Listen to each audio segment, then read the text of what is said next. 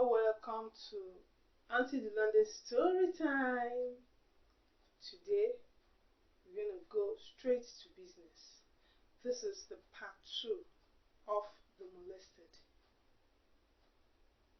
The following morning, I was in the kitchen when Uncle Steve came back. Dad opened the gate to let him in.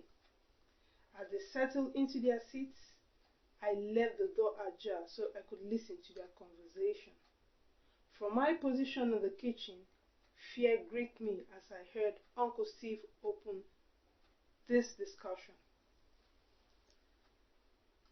I am sure you are aware that your wife was murdered in cold blood. It was more of a statement than a question. What are you saying? You heard me. Are you trying to protect the killers? Who told you she was murdered?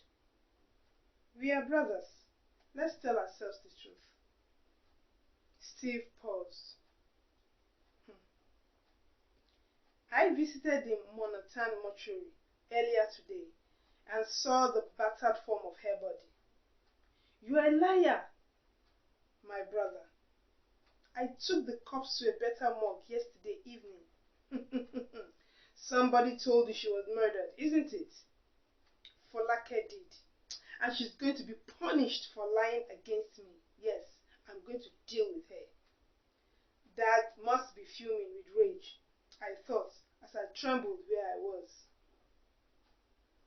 I have reported you to the police. Dad laughed. I have done so too. It was the handiwork of unknown burglars. I came in too late from the club and I saw what happened. I am covered. You have nothing against me. Where was Folake during the incident? Sleeping. Simeon Alabi. I am not sure if the death of your wife is probed. Your daughter will submit her report and support your alibi. She would not want to lose me now. She has to support my claim. She doesn't want to be alone. My daughter. There is more at stake here than you raping her, you rapist. Uncle Steve said, standing up to his brother. I could see him through the space between the door and the hinges. Did she tell you I raped her? Dad was angry. She didn't tell me. Your dead wife reported you to me. And you didn't ask me about it. I didn't ask you because I didn't believe her. I know you like women and you have plenty of them. I thought she was making up a story to get back at you. You people quarreled a lot. I never saw this coming. I never saw this coming. How could you be so ruthless, so wicked? The cat finally caught and ate the mouse. I will make sure you go to jail, if not as a murderer, then as a rapist. Steve, it was Folake who told you these stories. You are wrong. You are wrong to have reported your own brother. You are wrong. I moved close to the door and peeped. Dad brought out an iron and rod. A big iron rod we kept at the back of the chair for protection against burglars. What is Dad going to do? In a swift move, he hit Uncle Steve on the head. I heard the sharp cry of pain that stopped with a second cruel blow.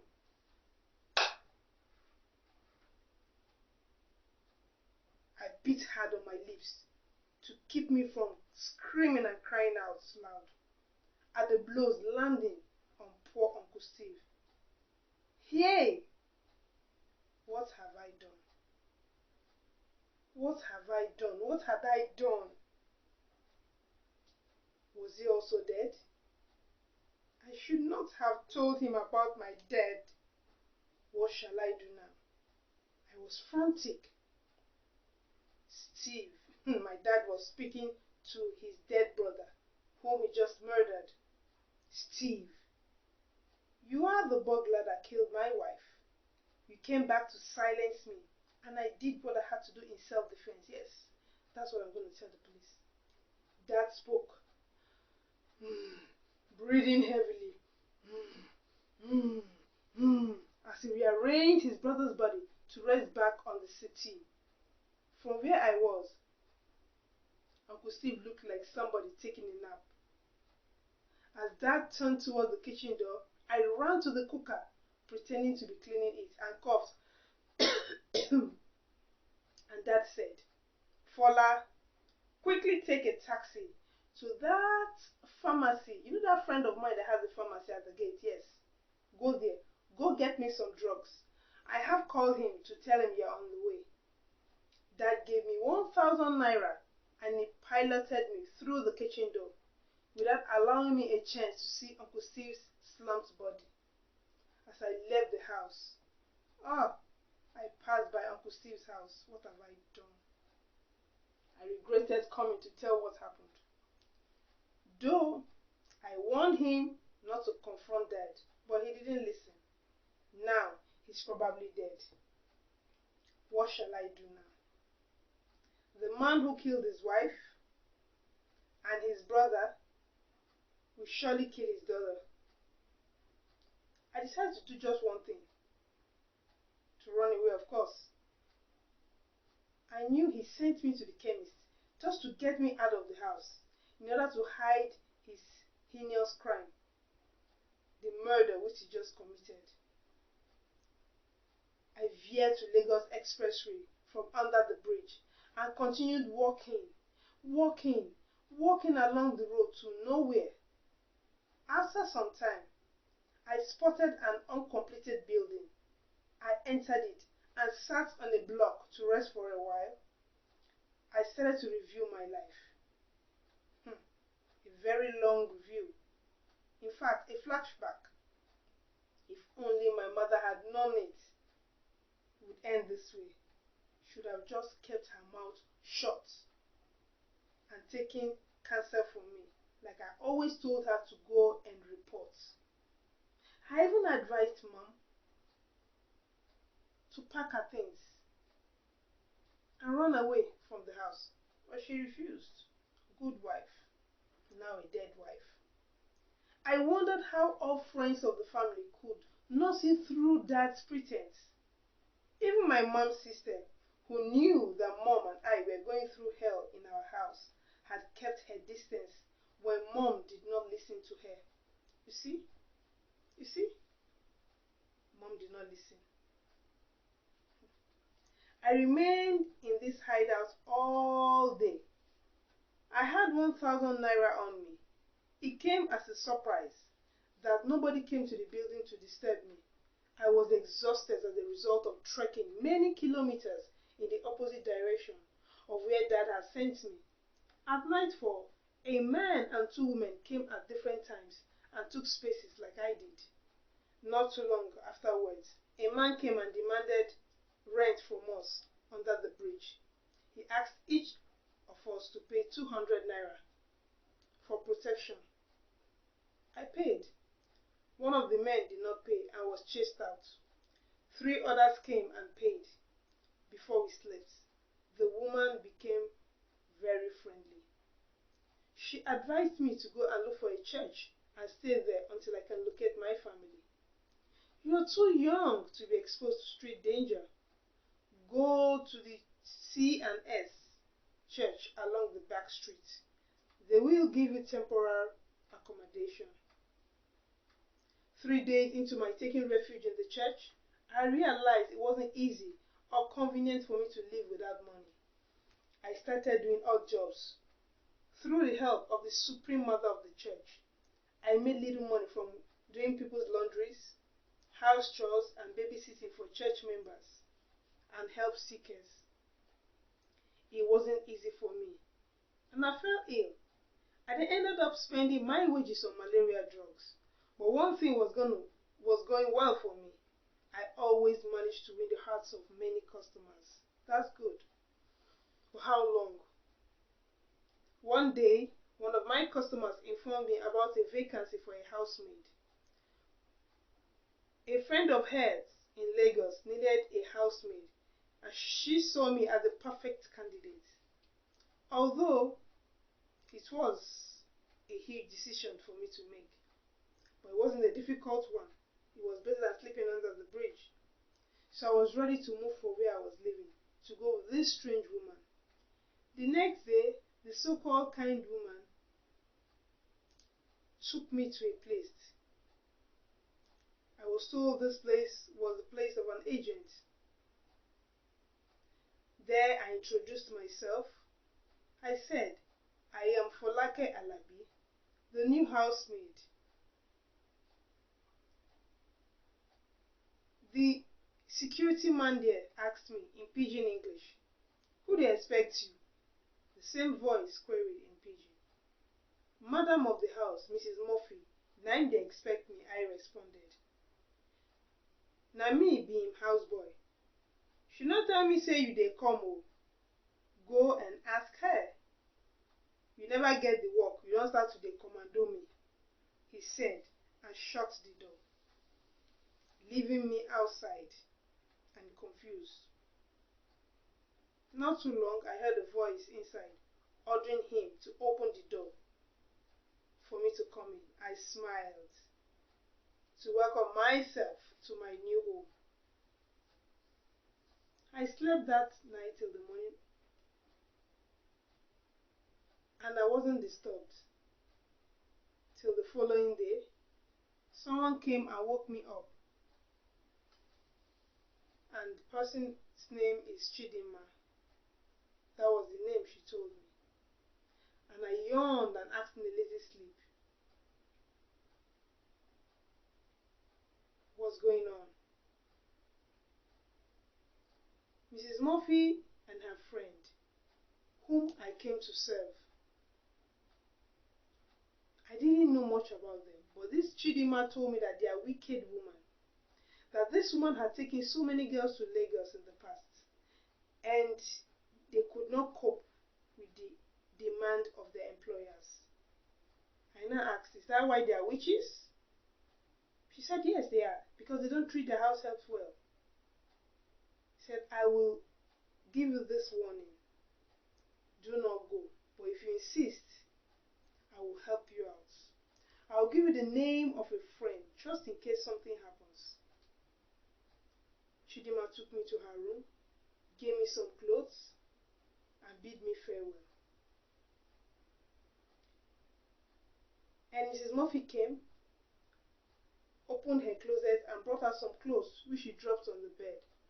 Fold those clothes and put them in that box over there, she said, pointing to a big black box. I did as instructed. Wear these ones. She gave me a pink blouse, a pair of shorts, and a floral dress with short sleeves. These clothes are expensive.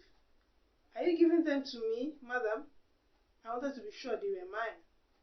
You're a funny girl. The clothes are yours, of course, and they are cheap. I am giving them to you because I know they will fit you quite well. Because they are too tight for me now, she said, smiling. I entered the bathroom to change, and I came out for her to see and to judge. By then, she was already dressed up in a black lace jumpsuit and was applying her makeup. She turned from the mirror to me. Take the bags to the car, and the boot is not locked. She turned again to continue her makeup without saying a word about the clothes on me. I wondered if somehow the clothes made me invisible. The box was so heavy, I struggled to get it down the stairs and outside. Being new on the job, it took me some time before I could open the boot. The gateman looked on as I was struggling with the box and trying to open the boot of the car instead of helping me. He laughed at my confusion. Silly girl. I was relieved, however, when I finally opened the boot. By the time I entered the house again, Mrs. Murphy was at the dining table. She reminded me that I had not taken my bath, so I rushed to the bathroom to take my bath. but she made a slight statement. She said, "No wonder this place has a foul odor." And she smiled. "It is the smell of fried eggs and sausage rolls, ma."